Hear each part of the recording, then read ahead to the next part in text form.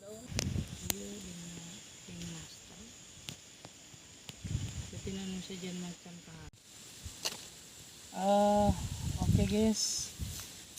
Perkenalkan, nama saya Jumain Setiawan.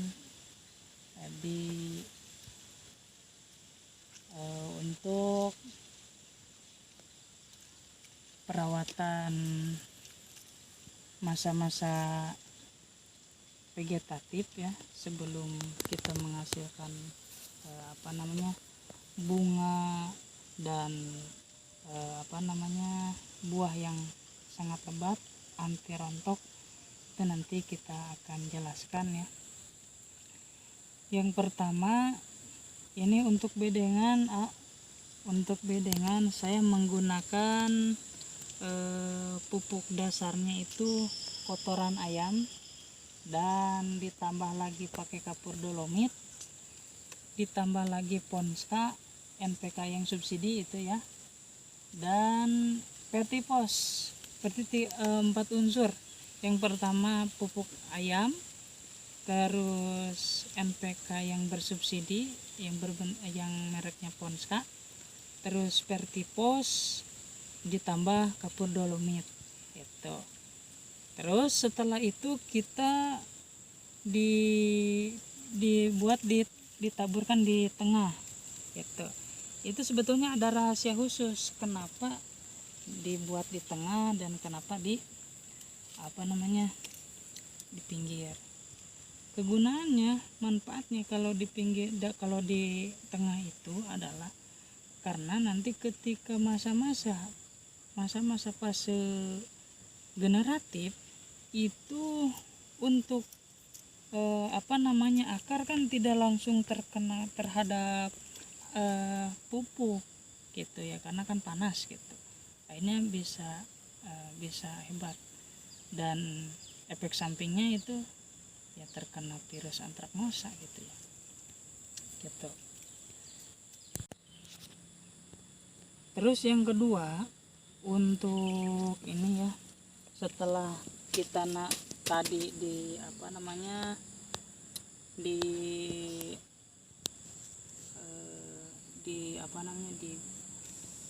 ditabur lagi oleh tanah gitu ya, itu didiamkan selama 2 minggu. Itu lebih baiknya 1 bulan ya, 1 bulan itu lebih baik ya. Nah di situ belum pakai musa. Nah setelah tercukupi daripada 2 minggu atau 1 bulan, nah baru kita pakai pasang mulsa ya, seperti ini gitu. Ini ada manfaatnya juga pakai mulsa gitu kan, untuk kelembaban itu netral gitu, steril gitu. Jadi kalau sana tidak pakai ini yang ditakutkan itu kan gulma itu banyak, terus tingkat kelembabannya juga sangat luar biasa gitu ya. Nah terus yang ketiga, setelah pemasangan mulsa itu ada perlakuan khusus ketika mau tanam. Misalkan ini 1 hari atau 3 hari ya, 3 hari sebelum tanam itu ada perlakuan khusus, yaitu saya sering menggunakan 3 bahan. Yang pertama asam umat, trichoderma, sama silika karbon. Itu dikocor di mix ya, di mix.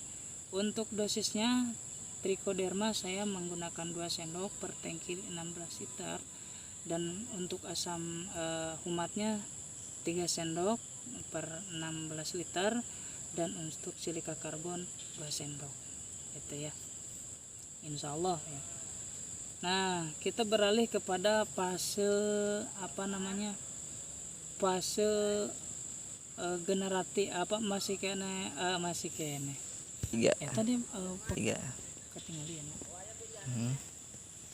Nah terus setelah nanti itu kan udah dikocor 3 bahan tadi ya, itu ada perlakuan khusus gitu kan. Jadi saya itu ketika sudah nanam itu tidak langsung dikocor sama pupuk yang sifatnya nitrit ya. Yang sifat nitrit itu seperti yang panas-panas, tapi sebelumnya saya tidak fanatik terhadap merek dagang pupuk. Jadi saya yaitu menggunakan fosfat cair, terus asam umat, dan itu 2 bahan lah. Fosfat cair saya suka menggunakan itu tuh Morden Full, terus asam umat gitu. Kegunaannya asam umat itu adalah untuk mengikat ion ya, jadi sifatnya itu seperti mangkuk. Jadi air yang ada itu tidak hilang gitu ya, jadi lembab itu. Meskipun musim kemarau tapi diperlakukan dengan asam umat itu insya Allah menjadi syariat. Jadi lembabnya tidak terlalu lembab tapi netral lah gitu ya. Kalau untuk fosfat cair itu adalah untuk menghindari kesetresan yang pertama, terus yang kedua untuk merangsang perakaran, jadi cepat beradaptasinya dan juga menumbuhkan daripada tunas-tunas air gitu. Nah itu pengocorannya saya sering melakukan intervalnya itu 5 hari sekali. Nah, setelah 5 hari sekali itu ada kocor dan ada pH spray. Kalau pH spray saya menggunakan 2 bahan. Itu supaya tidak terhindar daripada virus Gemini. Virus Gemini itu kan ada daun yang menguning, keriting daun, dan trip tungau dan sebangsanya gitu kan, ada ulat. Itu saya menggunakan abamectin. Pokoknya apapun itu merek dagangnya yang penting bahannya abamectin ya. Itu insektisida gitu ya. Terus yang kedua menggunakan nutrisinya asam amino. Terus sampai umur 15 hari. Berarti 3 kali ya. Yang pertama 5 hari, terus 10 hari dan 15 hari. Itu fase-fase masa-masa fase vegetatif. Untuk dosis saya menggunakan untuk tangki 16 liter itu yaitu 20 mili untuk inseknya, abamectinnya, dan untuk tadi asam amino 50 mili itu untuk per tangki gitu ya. Itu. Nah tadi kelupaan, ini kan ada 2 ya, ada 2 lubang gitu ya. Kebiasaan saya ini supaya mengirit bahan ya, mengirit tenaga. Jadi walaupun ini setelah tanamnya itu udah tamat, kita di sini nih beralih ke lubang ini. Jadi tidak dibongkar inilah, jadi langsung pindah tanam ke sini gitu ya. Gitu. Nah, tapi ada perlakuan khusus juga karena di sini banyak pupuk-pupuk kimia, kita netralkan dengan fungsida. Ya, fungsidanya itu saya gunakan, suka menggunakan mankosep atau kambiotop gitu ya. Itu tergantung teman-teman saja ya. Pokoknya kan banyak merek dagang fungsida itu. Hanya ini mah salah satunya saja ya gitu. Itu. Oke guys, di sini saya akan berbagi ilmu ya. Mudah-mudahan ada manfaatnya untuk petani semua. Untuk menghasilkan buah yang seperti ini, bunganya tidak rontok dan buahnya sangat tebal gitu ya. Kulit-kulitnya. Ini ada perlakuan khusus. Ini kan kita beralih kepada masa-masa generatif. Itu kita suka menggunakan yang sifatnya ada kandungannya, ada boron, ada fosfat gitu ya.